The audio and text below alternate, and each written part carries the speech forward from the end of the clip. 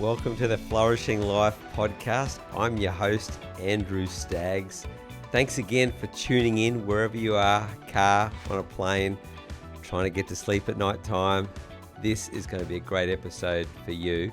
We've got Pastor Josh Usher in our INC, the old COC movement. He's considered a rock, a stable guy, a reasoned voice, a voice of wisdom. We love it that Josh Usher's in our life. So have you got a fat enough head yet, Pastor Josh? Great to have you here on the podcast, okay? So tell us, if you're sitting next to someone on a plane and they turn to you and say, what do you do? How do you answer that question? Look, depending on who the person is, Yeah. I like everything. You got to trust the Holy Spirit, what He's doing in their life, not who you are. You know what I mean? Yeah. And because I wear so many hats, sometimes, holding off that you're the pastor until they need some pastoral care. Yeah. You know what I mean? Then it's helpful, because if you say it too early, then the door can close. Yeah. But once they've bared their soul to you, Yeah. as a fellow stranger on an aeroplane, then you can actually share that you're a pastor of a church, and this is what you do. Yeah. So what does a typical week look like for you, or is there such a thing? Because you carry so many hats. What could some of those elements look like? Look, I think that I do wear one or two or three hats. The key is just remembering which hat you've got on. Yeah. And you may not know, I'm also an owner builder. And so I build on Mondays. It's my house building day, and I'm building, a little piece of Italy up in Noosa hinterland there, and then for the next few days I make the commute down to here in the great city of Brisbane, Vegas, where you all are, and spend a few days acting as Chief of Staff of the National Office of INC.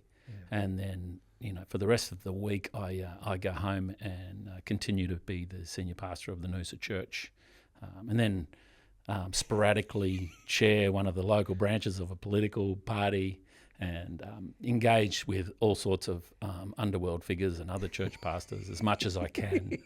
So, in the last year, you've come into our world on a Tuesday, Wednesday, as you said, in a senior leadership role within the INC movement. Talk to us about that role. What does like a chief of staff do? Because some of us are familiar with the West Wing. So, are you like the Leo McGarry to the president? Yeah, I guess if I were to compare the role to something, I would compare it to the role of, say, a diplomat.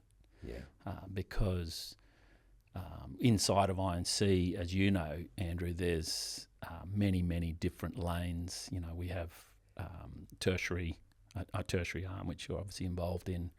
120 odd churches, 4 schools, early learning centres. We have 4 different charities, and we're engaged in many different levels, and they're all stakeholders. And a lot of times when their paths cross, there's conflicts of time and of need, and so my job is the diplomat. It's building relationships and bringing transparency and empowerment. And I think they're my 2 greatest tools. One is to bring transparency, which is, I guess, the great power that I hold, which is the person who brings transparency. And the other one is to actually continue to empower people by being the intercession or the interceder between the different layers of our movement. Because a lot of times the person you need to talk to is not accessible. Yeah. And my goal is to be accessible, and so to be the link in the chain. Well, it's made a tremendous difference. I'm thankful I walk in a meeting, you're there. So at least I know people are going to behave themselves, which is good, but relationships will be number one. 100%, yep. Yeah. Yeah. And relationships are, in essence, who we are. Yeah. And even Jesus, in his prayer, he talks about eternal life. What is eternal life? Relationship with the Father. So, we talk about outcomes, but in reality, it's about relationships. Yeah. Where'd you learn, like every leader has like a cluster of things they're known for. Like relationships is right up there. Have you always been like that, or did you learn that, or? Did you? Look, I think a lot of times, you learn. I've predominantly learned by failure, but always having a confidence to continue. I think the Lord's given me the gift of confidence to not necessarily in myself, but to continue. And I think that there's many types of confidence, and I think that's the one is that if you'll continue. And I always say to people, look, you might not love me straight away, but eventually you're going to. You know what I mean? Because you're going to see beyond the outer experience, and you're actually going to see my intention. And I might know my intention for you is pure, but you don't know straight away. And I've got to allow you the time to get to that point. And then if you don't, then I go, well, that's okay. The Lord's going to build a relationship for you with someone else. You're not my guy. You know what I mean? And so, the Word of God is one of the things I've discovered is if you actually believe the Word of God is true, then and you operate accordingly, amazing things happen. Yeah, that's good. Sorry. There's people around watching this podcast, and we're just going, oh, there's another Josh Usher truth bomb right there, kaboom. So it's all right now to go back 15 seconds just to record that, because this is what this podcast is going to be made up of. Hey, look, there's so many different structures of church denominations and streams. You and I have got several different versions in our walk of following Christ. The INC, the old COC, formed in 74 under letters patent in Queensland. Like it's quite a unique arrangement, isn't it, compared to other people? So I teach in our year 2 understanding the church class. Like you pick your model, you pick your benefits, and it also comes with a series of challenges. Like if you look at our legal structure, one legal entity, what do you see as some of the strengths of that model? Because we're going to start getting into corporate governance, but how do you see our INC movement, and like what's a good day look like for us? Yeah. Well, I guess one of the great strengths is we don't have the luxury of leaving. And a lot of people would say that's a weakness. But I think in kingdom terms, it's a strength because we don't have the luxury of not resolving conflict. We don't have the luxury of not forgiving one another. We don't have the luxury of not repenting of our own failures. And I think that because we have a shared ownership of property, you can leave the movement, but you can't take anything with you.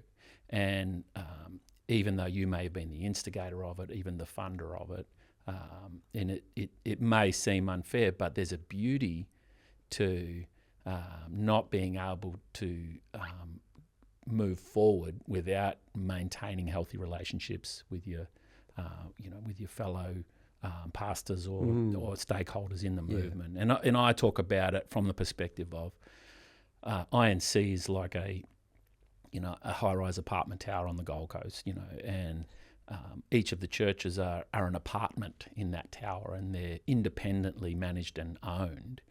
However, for us to do anything, if for the building to need an upgrade, if one person does something wrong, the whole building is in strife. So what we need to do is we need to get agreement between all of the people, all of the apartments, before we can actually do a renovation on the building. And I think from time to time, we need to renovate the broader structure, but we need agreement to get there. And I think, which in essence is an apostolic act of itself, which is agreement makes way for God to do things. Yeah.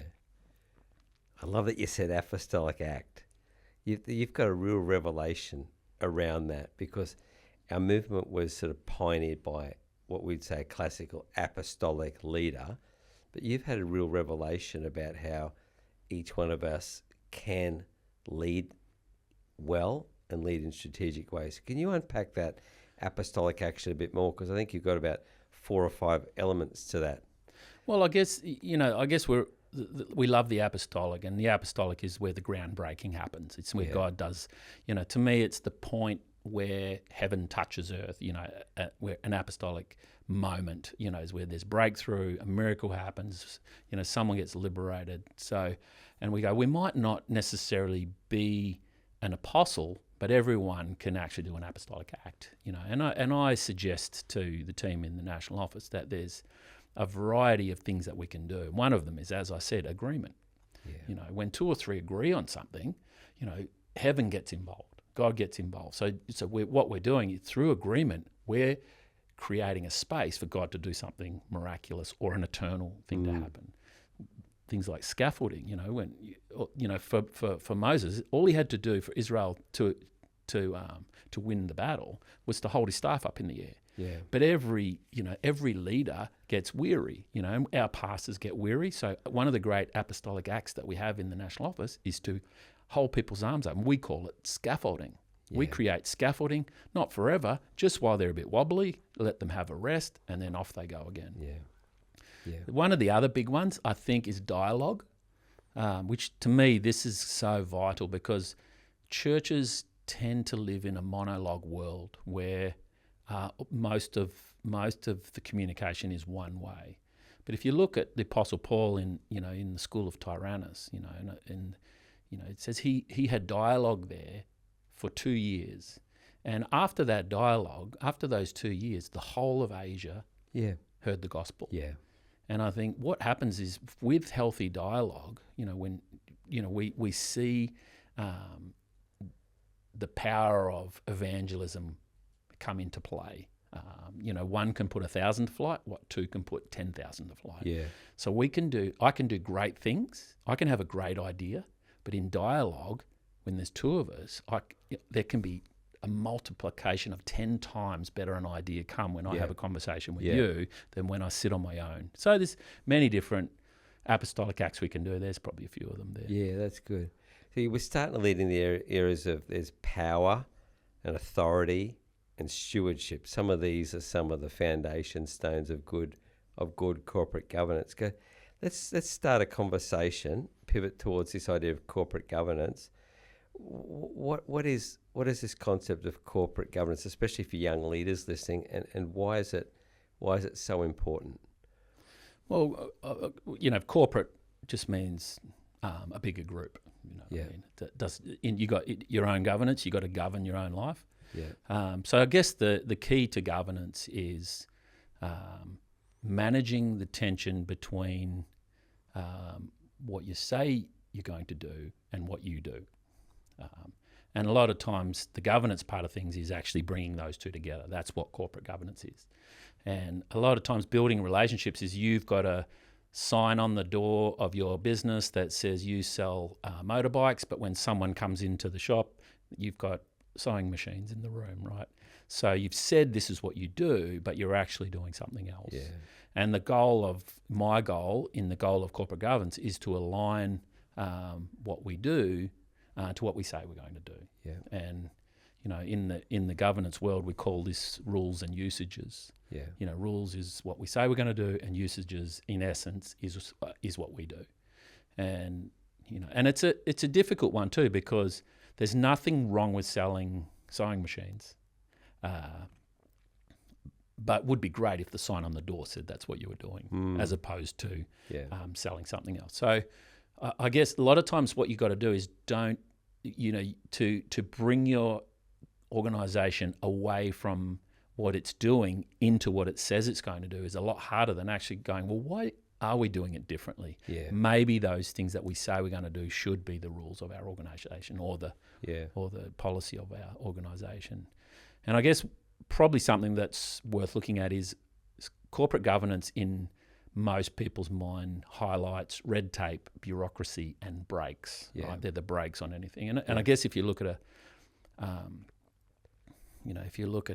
our beloved Oscar Piastri, who's leading the F1 at the moment. Not for long. Max is coming. I heard Max this morning. He's going for it anyway. That's true. Yeah. And for both of those guys, and Lando, who needs to be mentioned because he's coming second. But the brakes on these vehicles, everyone says, what are brakes for on your vehicle? Brakes actually, and everyone goes, they're for slowing you down. Brakes are to help you go faster. Because I can go, if I don't have any brakes, I've got to take my foot off the accelerator so far before a corner so that I can slow down to a pace that I can turn the corner. With brakes, I can accelerate right up to the edge of the corner, hit the skids, and turn the corner and then accelerate again. And this is what governance does. Governance, turns the brakes on at the right time so that you can actually turn the corner successfully without spinning off the road. Because most of our issues is people love speed, but they don't like slowing down. But unless you slow down, you better become, a drag racer and not a circuit racer, because you're only good for a straight line. And you don't have brakes, you've got a parachute. The only way you're slowing down in a drag car is with a parachute. So we go, if you will trust us, and this is where the responsibility in my seat is so vital, because you can take brakes and put them on like a handbrake, or you can teach people, you can tell people this is the brakes, learn to use them in a way that enables you to circuit that track at a speed that you couldn't do on your own. And be very effective. And what God's called us to do. Yeah. So a lot of things, it's about perspective. People immediately look at policies and procedures and rules and usages and all those different things and immediately go, oh my gosh, they are just slowing us down. And they are slowing you down, but they are slowing you down so that you can turn a corner and accelerate again in the right direction. Yeah. See, when I was a young youth worker, this was the adage: it's easier to ask for forgiveness than permission. Absolutely, yeah. Okay, so that works for a little while. See, I started ministry without the blue cards, without insurance coverage or incident forms. But what you saw was all sorts of risk coming around, which made even the young people, vulnerable young people we were after, they were still at risk. Yeah. So you look back now, we've got registers. I think it just makes ministry safer and creates less drama, even trauma later on. Yeah. So I had a good leader who allowed me to do that for a short time. And it was good my accounting training, because it was synchronized with accounting training, where I learnt that things have to balance, and then stewardship is important. Good stewardship honors God. Yeah. And you don't waste resources. I come to realize that group decision making, I would make better decisions in the consultation with other skilled people, or people who had different skill sets to myself. Absolutely. Yeah. So is that, like, in our structure, we've got you've got a local management committee, so they sort of help oversight the local stuff. What other elements do we have in our expressions of corporate governance and the decision-making sort of structures? Well, I guess there's 4 tiers of governance that we have, and obviously the top tier is the national executive, who are the spiritual oversight and the visionaries of the movement. Then you've got the operations board, which oversees the resources and the operations of the movement. So if you want to borrow money or buy a building or do something, that's your place there. Then you've got the network leaders, which oversee the well-being of the pastors and the churches, depending on the size of church you are. And then you've got the national office, which is the functional implementer of the decisions that those other 3 groups make. So they're the 4 general structures of the movement. And probably something that I would advise people to do when they look at them is understand, they're like public servants, right? They're there to serve the well-being of the movement. So if you're a senior pastor of a local church right now and you're thinking of the operations board or the national executive, remember they work for you. So when someone works for you, you use them in a different way than if you're trying to get approval for something. So when you look at the operations board, for example, and we've got a great example in Noosa. We built a funeral chapel up there about 12 years ago, and when we were approached by the funeral organisation to build the chapel on our site, we were quite out of our depth, but we knew it was a good idea. So the first point of call was we submitted it to the operations board for their vetting. Okay, can we do this thing? And then I was challenged by one of the members of the board back then, and he said to me, remember, this is a board of advisors as well, so use them. Them. And on our board, we've got bankers, accountants, we've got lawyers, we've got people in education, we've got people in finance and building and business. So instead of presenting something that you want to get over the line, use them as an amazing board of advisors who can actually equip you and make you smarter. And my advice to people is, if I'm chatting to someone, I go, don't tell me what to do, make me smarter. Yeah. And so when you're looking at the tiers of, of governance in the movement, use them to make you smarter as opposed to a hurdle that you've got to get over. Yeah. And your whole world will change. Yeah. Well, Peter Geyser, looks after our denominational bank. He's also a part-time lecturer in our Bible college. Yeah. So we get him year 3, and he a part of approving loans that pastors are going to need.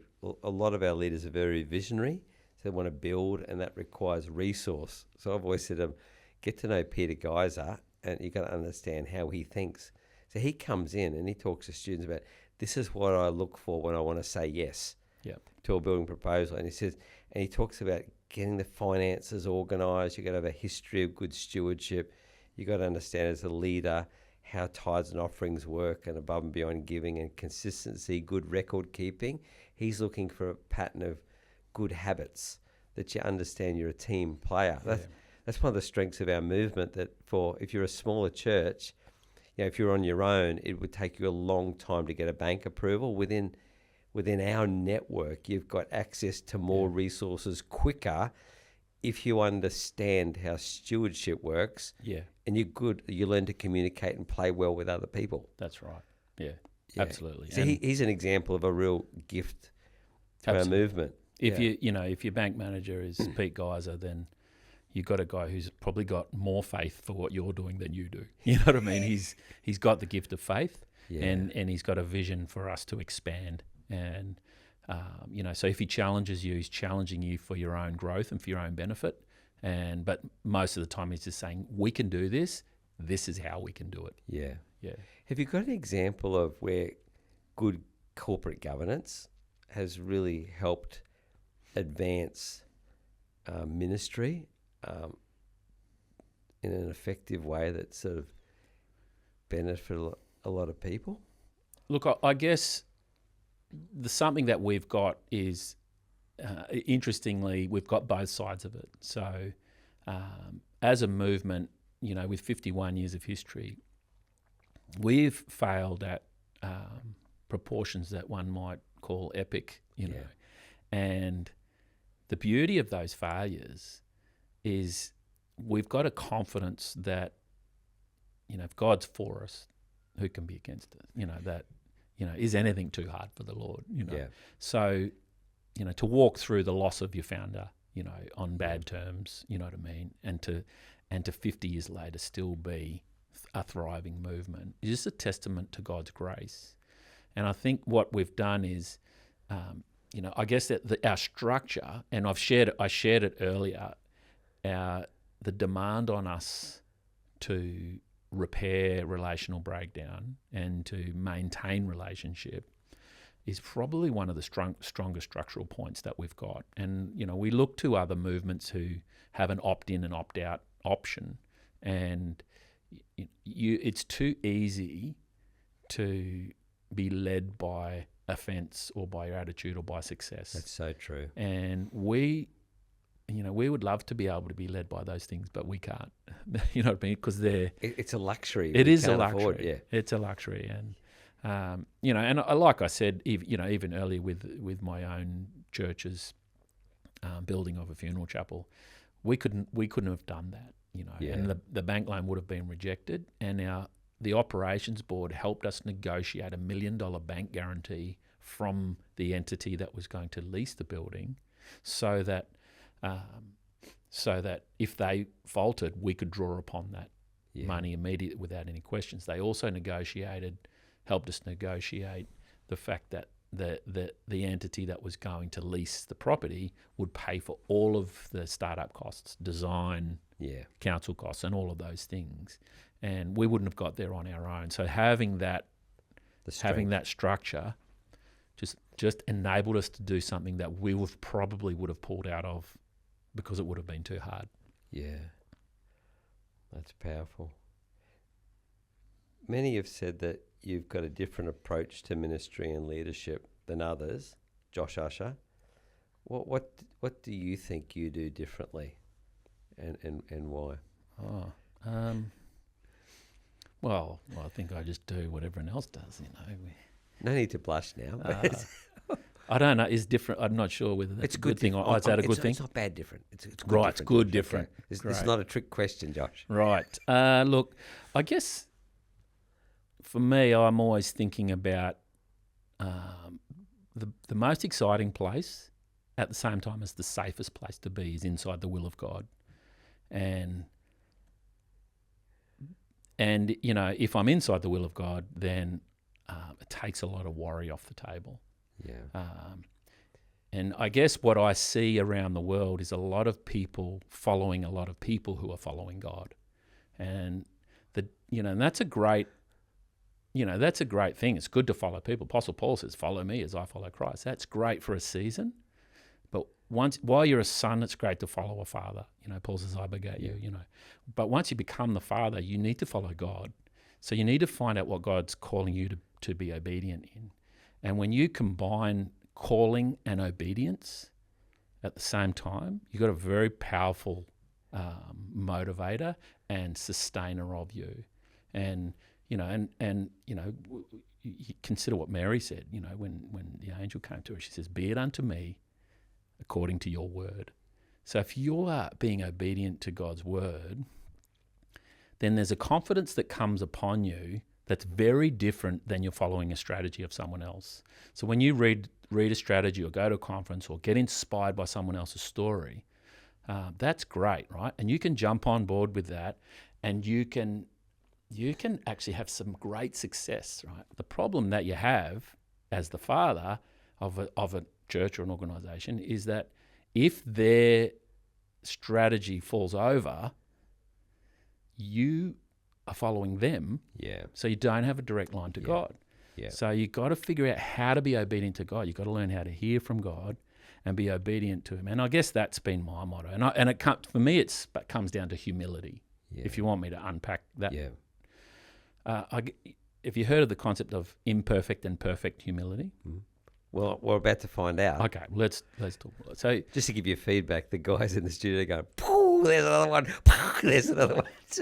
But tell us about this. Look, I think there's two types of humility, and I guess imperfect humility. Let's start with that. It's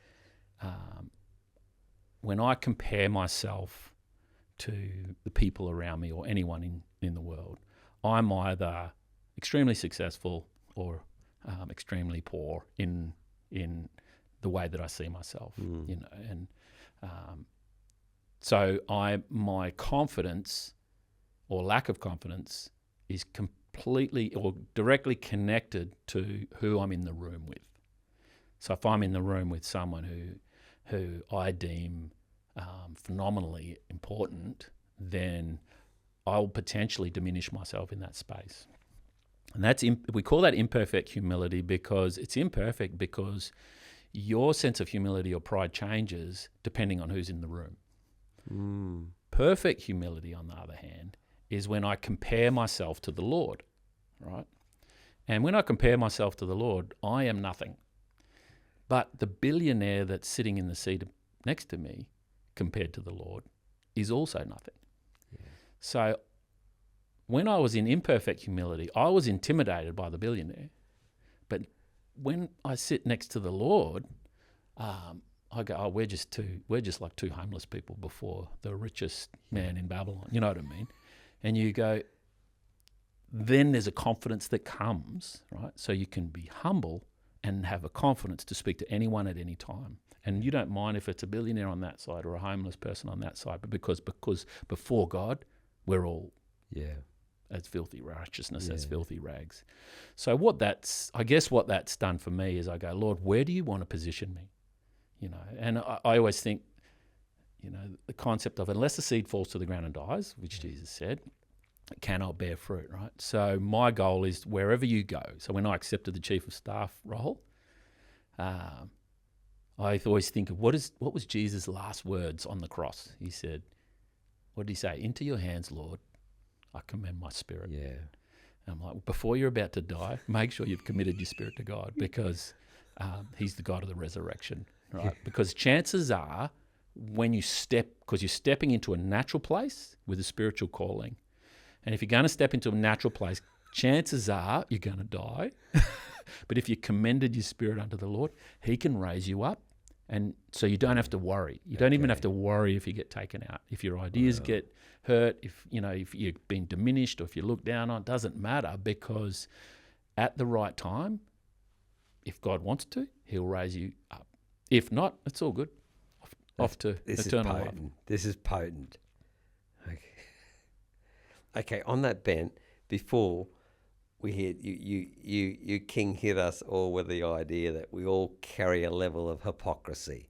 All right, we're talking about just different views on biblical teaching and stuff like that, and then I think you just called humanity out that we all have a degree of hypocrisy, and that's part of a level and playing field. You want to talk to us a bit more of that, or bring the listeners up to speed a little bit with that conversation? Well, because we're collecting mic drop moments here. Okay.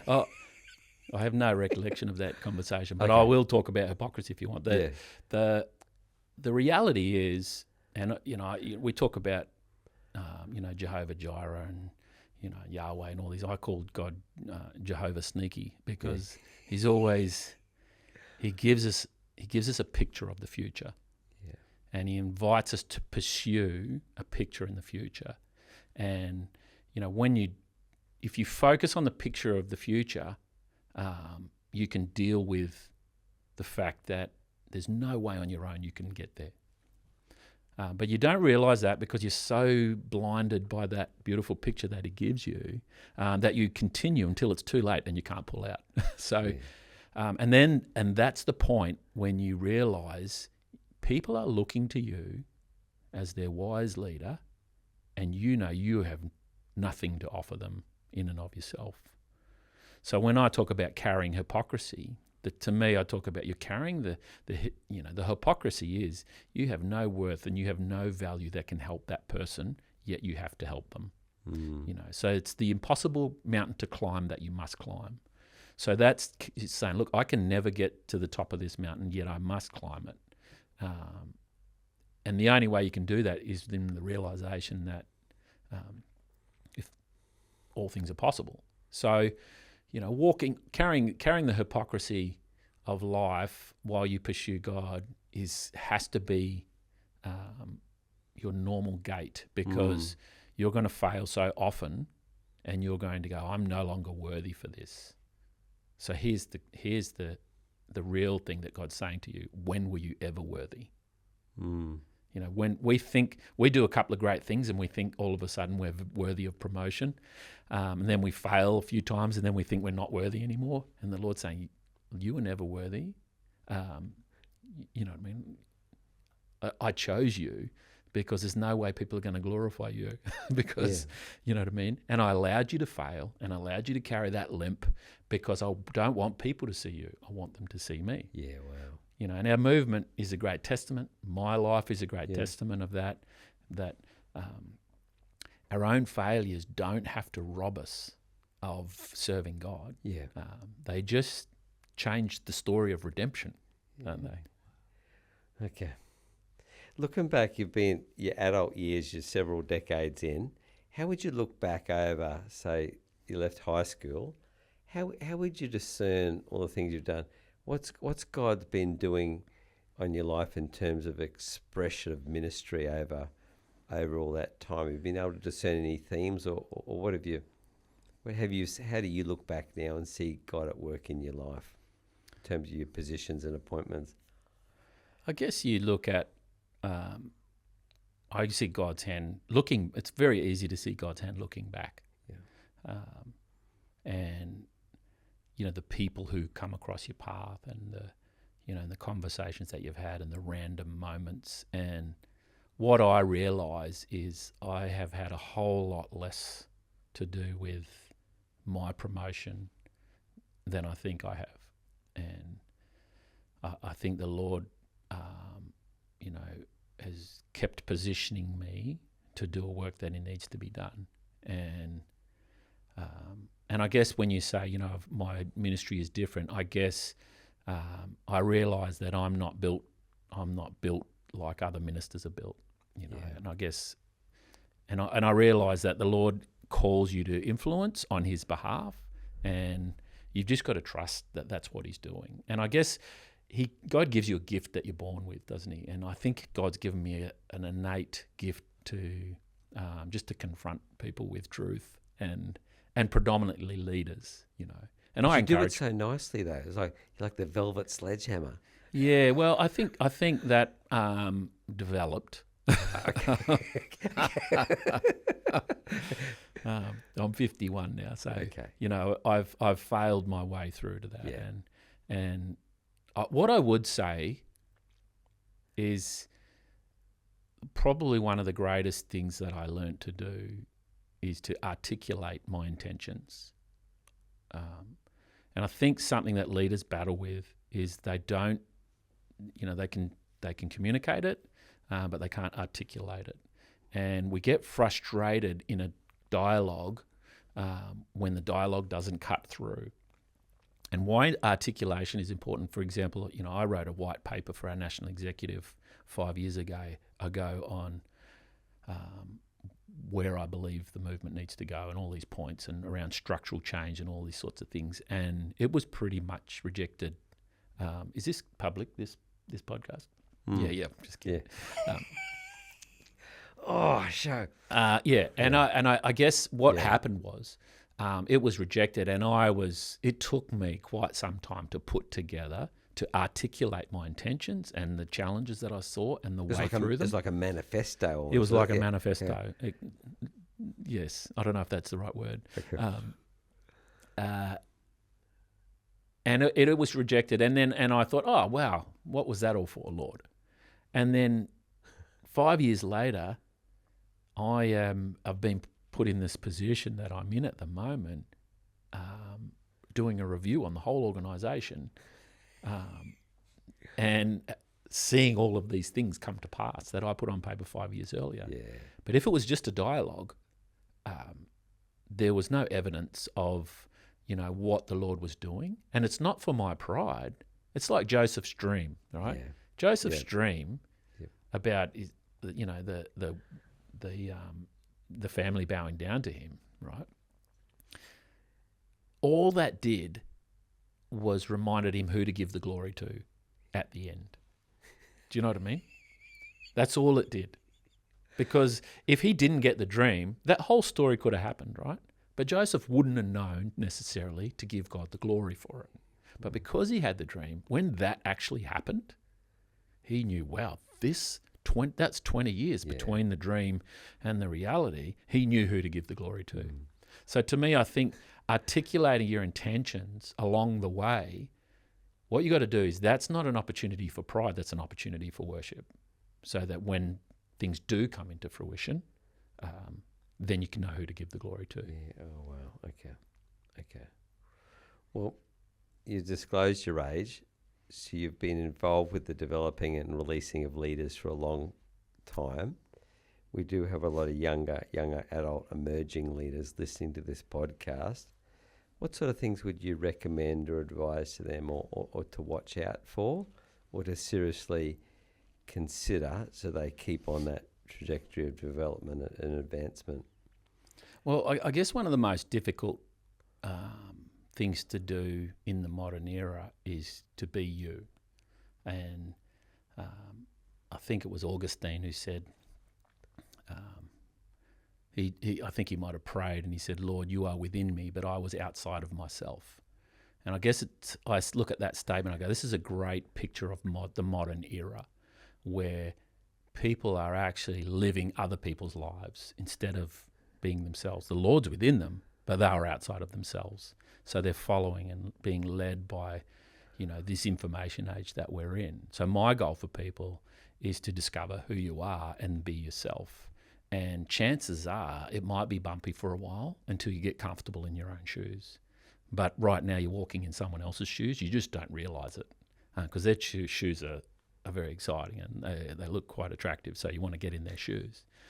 But the Lord's called you to be you. You know, how does a tree glorify God? A tree glorifies God by being a tree. You know what I mean? And I discovered along the way that I've got to be myself, and I've tried to emulate other people and do things over the years. And the beauty of getting older is you get more and more comfortable in your own shoes. And my encouragement to the next generation is learn how to be comfortable in your own shoes first. And the hard part for that is sometimes you got to switch off the other voices for a season, not forever, but for a season, long enough to discover yourself. Yeah. And that's the great battle, because the whole world is driven by its interaction. And what did Jesus do? He withdrew himself, you know what I mean? It wasn't until he withdrew himself and went into the wilderness that he came out with power, you know. And people are not powerful in their identity because they're not in their identity. They're in someone else's identity. And, you know, a lot of times we get constantly disrupted because we keep changing tact because what we're looking at changes. Yeah. Whereas when you're yourself, you get to remain a steady presence. Well, pain is the great revealer of what's inside. So well-processed pain, surely that's got to help. Yeah. Shape identity You quicker. know, It's like absolutely. a development accelerator. So we better find ourselves a good pain partner. Yeah. Yeah. That's right. You know, and thankfully God, you know, he allows us to wrestle with him. Yeah. As we grow into Yeah. you know who he's called us to be. Well, you've lived a life of wrestle, like growing up, or you meet Kristen in rural beachside Western Australia, Esperance. So you got a beach theme there, and now you're living at Noosa at the beach. Like, you got a perfect life, haven't you? Like, but for you and Kristen, things haven't always been perfect. Like, what does a tough season look like for you? Like, and what'd you do? Well, it's interesting. You know, we came over into Queensland in 2000, and we ran out of money when we got to Noosa, and Noosa wasn't as affluent back then. I think we bought our first house for $140,000, something like that, and but we joined the church, and I was a Church of Christ boy. And so when we got to town, I looked for a COC, Church of Christ, and I found COC, and we walked in the door, and I'm like, this is like no Church of Christ I've ever been to. And who was pastoring then? Gary Hurrigan was pastoring. Gary Hurrigan, yeah. And you know, we came along to the church, and Michael Cliff was at the church, and I remember Gary was preaching in the morning, and I go, wow, this guy's great, you know.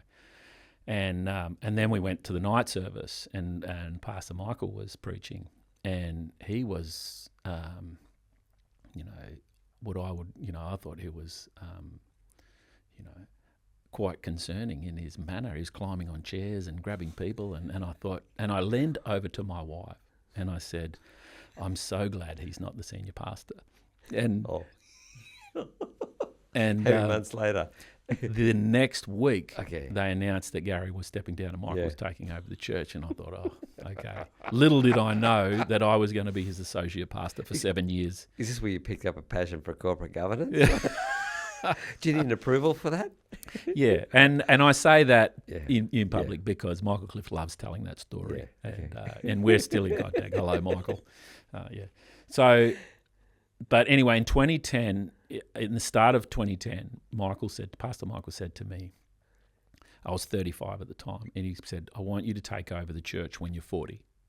And I was never interested in taking over the church. I said, look, that's 5 years ago. Wait, no worries. We'll address that. And then 5 months later, he said, you need to take over the church now. Mm. And so we were given 4 weeks' notice to take over the church. And we took over the church in October 2010. And the same week we took over the church, we had our first church plant, which we call Hillsong Church, Noosa, of which we donated 150 people to that church plant. And so that was our first church plant. We've got 3 all up now. And so interestingly, those first 5 years were the toughest 5 years of my life, to the point where this is how low I got. I grew up in a Christian household, and the concept of suicide was, was declared wrong and evil, and all those things that were said about it back in those times. And what I realised in that time is that I would say I wasn't suicidal, but I did say, Lord, I would be very comfortable if I had cancer right now, and you would take me out. Yeah. And whereas my wife, Kristen, would speak to the elders of the church and say, you need to get around Josh right now.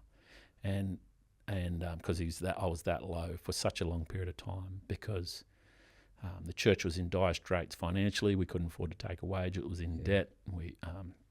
And at the same time, I'm trying to manage the building of this funeral chapel with a corrupt builder who was ripping us off at the same time, and fighting to keep the church, whereas other churches in the movement kept visiting me, offering me to take over the Noosa site.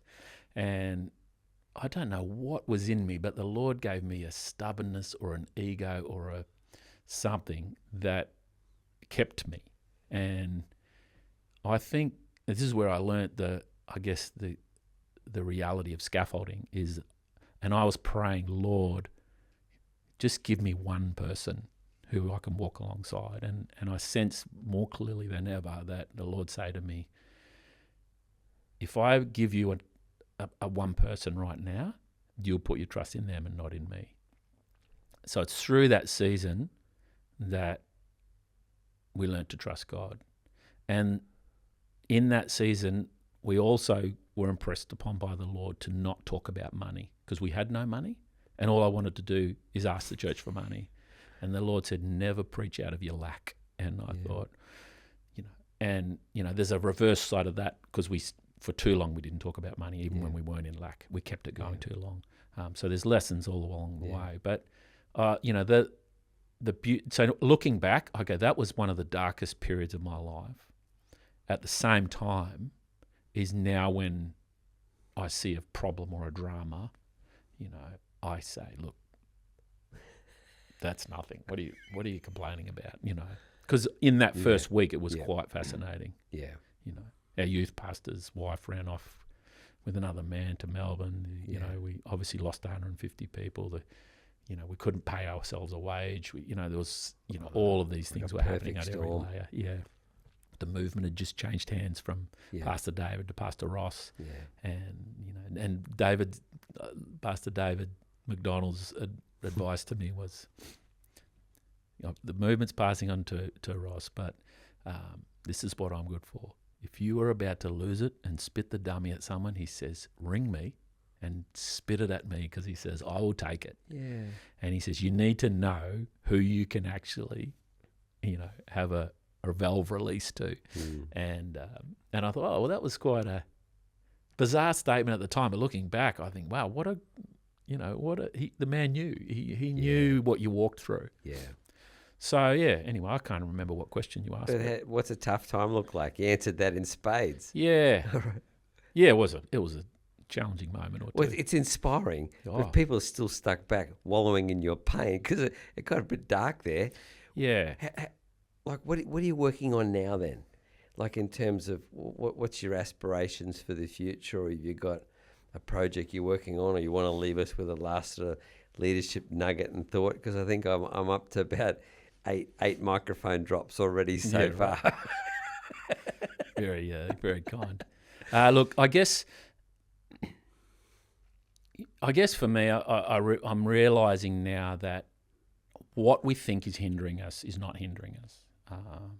We just think it is. And, because the Lord, if the Lord is truly with us, and we've said all those great statements that are in the scriptures just they're the confidence builder when you don't have confidence, and the words of Christ, into your hands, I commend my spirit, is something that I would encourage people to say to the Lord on a regular basis as they're about to step into a new space. And I guess for me, I'm in a new season with the movement, when it comes to looking back and looking forward well. Because a lot of times to go forward, we want to cut off the past. And I think that and we see it around the world now with statues being torn down and all these sorts of things because they don't like who we honoured in the past.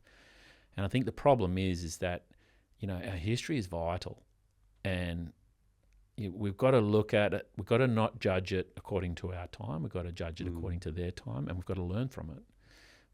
So what I would say to people is, even when it comes to who you do follow, and I get asked regularly, what's the next book I should read?